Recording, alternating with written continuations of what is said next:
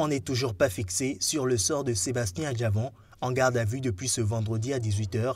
L'opérateur économique est soupçonné de trafic de drogue après la découverte d'une masse importante de cocaïne dans l'un des conteneurs en provenance de l'Amérique latine et destiné à sa société. Pour certains citoyens, ces soupçons ne peuvent être avérés. Je ne crois pas que cet homme va faire cette affaire. Je ne suis pas sûr. Parce que ce qu'il a fait dans tout le pays, les constructions, les dons, de tout ça là, il ne peut pas faire ça là. Moi, je ne suis pas sûr. Je connais l'homme. Qui a 9 milliards aujourd'hui, 9 milliards dans ce pays-là, pour piéger Adjavon? Je ne trouve pas. 9 milliards, donc ça veut dire que tu restes à l'étage, tu jettes 9 milliards dans l'air pour piéger quelqu'un. Pour faire quoi? Pour qu'il ne soit pas président? Pour d'autres, difficile de ne pas le soupçonner et pour cause. On dit 18 kilos, selon les informations, 18 kg, et ça coûte déjà une dizaine de milliards. Ou bien une dizaine de milliards, même vous voyez, s'il a mis des temps à effectuer cet exercice pendant des années, regardez ce que ça va lui coûter, ça va lui donner. Donc on peut toutefois dire que c'est ce trafic qu'il fait pour avoir des milliards. Moi je ne vais pas dire oui ou non qu'il n'a pas fait ce qu'il a fait. Donc bon, l'État est là pour justifier quand même.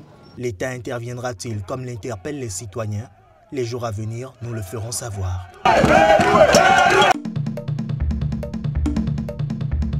Il est jeune et il est préfet du littoral, région qui abrite Cotonou, la capitale du Bénin. Nommé il y a quelques mois par le président Patrice Talon, Modeste Toboula exerce son commandement avec un style direct.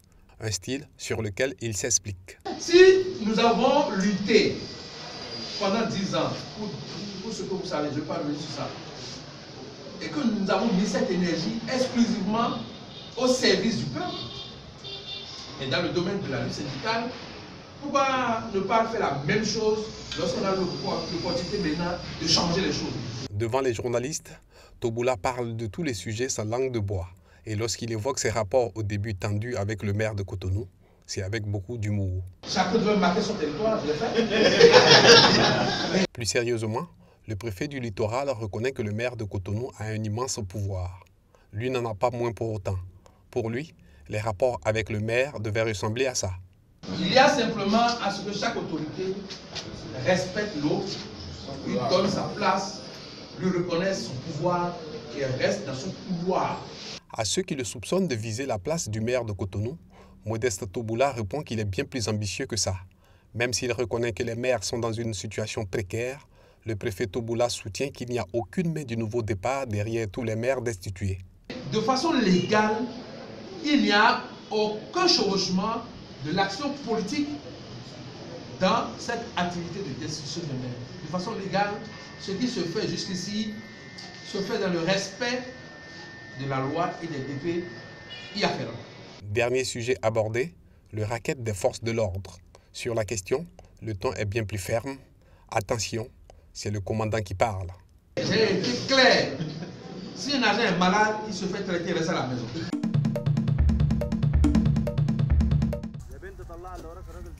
Sous un soleil de plomb, ces hommes et femmes cueillent des grappes de merlot utilisées pour fabriquer le vin des pharaons.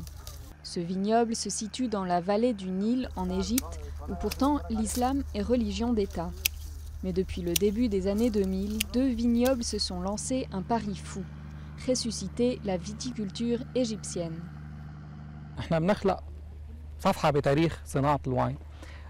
Nous créons une nouvelle page dans la production viticole. Tout ça, ce sont des essais, jusqu'à ce que nous devenions véritablement un pays producteur de vin. On doit planter des vignes dans différents endroits, avec différents types de raisins, pour que nous puissions définir quel type de vigne planter selon les endroits.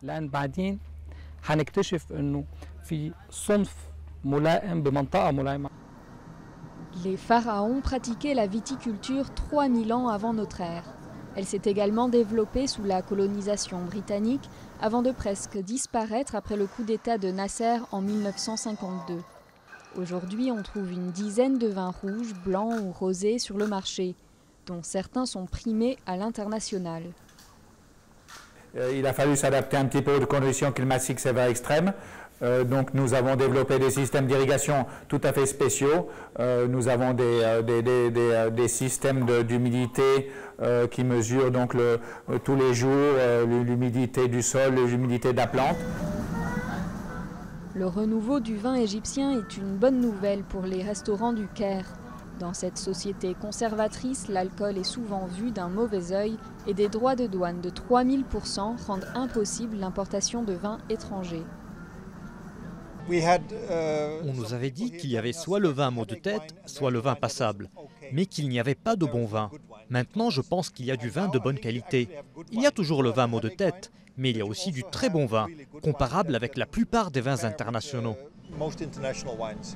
Cette industrie de niche ne concurrence pas encore les poids lourds occidentaux, ni même de la région. Mais les gérants des nouveaux domaines égyptiens comptent rapidement se positionner sur les marchés asiatiques.